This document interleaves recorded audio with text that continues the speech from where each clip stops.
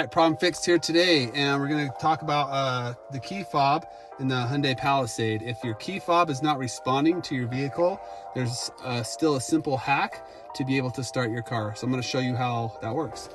So what I'm going to do is try to start my car with my key fob here with me, and I'm going to press the pedal down and hit start. It says key not detected.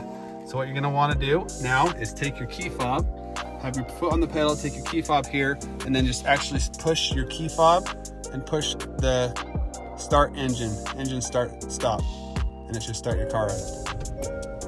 There you go. So if your key fob is, if the battery's low or you don't have a battery at all, things like that, simple, or it's not detected, simple fix for that is to go ahead and just push that on there until you're able to get home, change the battery, or resync the key fob. So there you go.